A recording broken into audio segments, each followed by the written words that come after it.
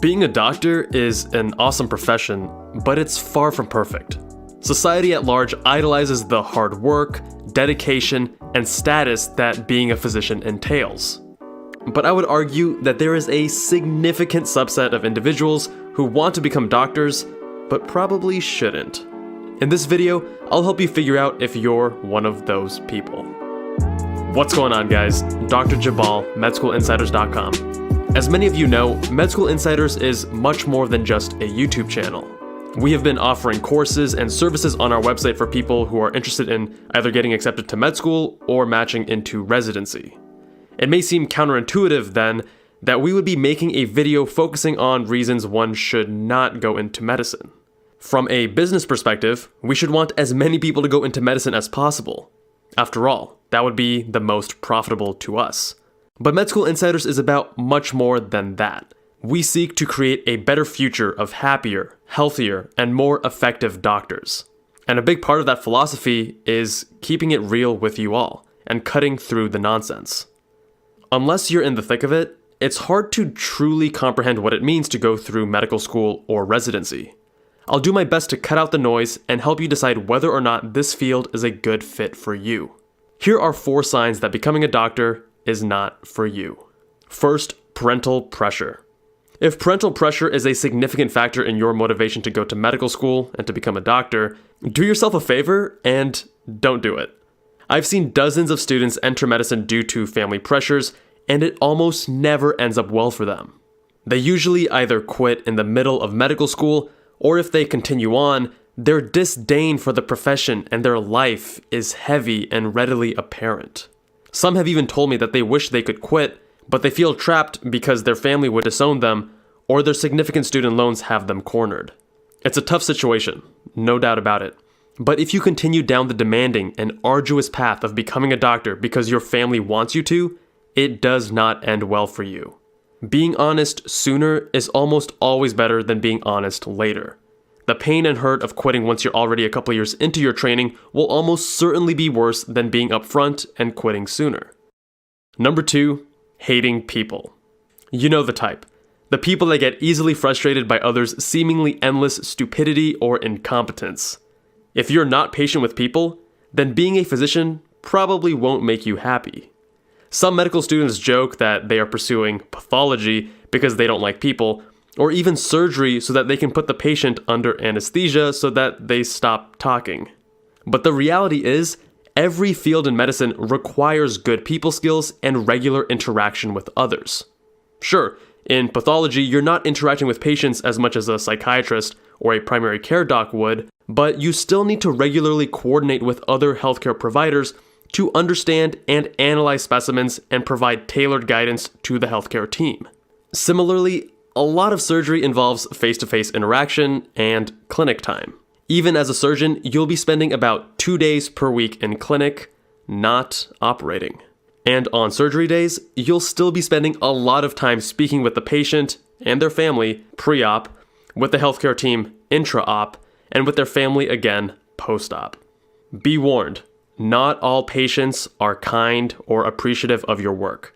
If this is a deal breaker for you, think long and hard about your decision.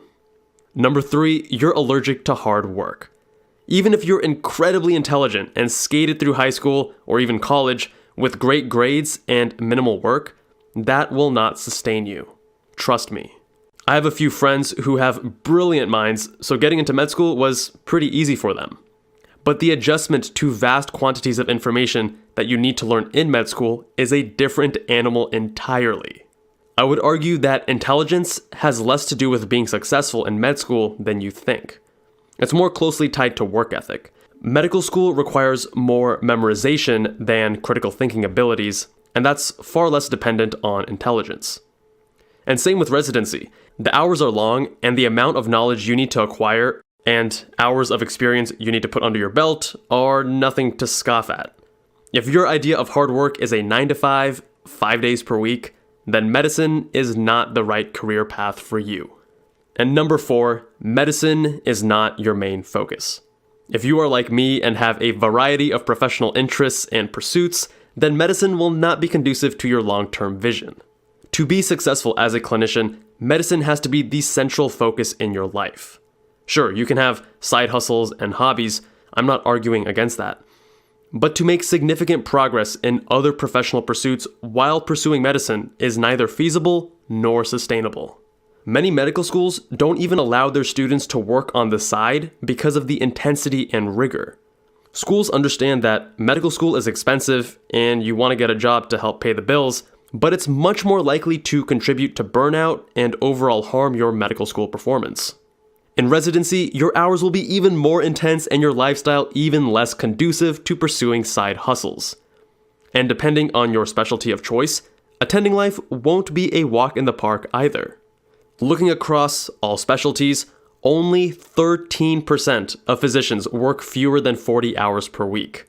Most of them work between 40 to 60 hours per week, and a quarter of them work between 60 and 80 hours per week.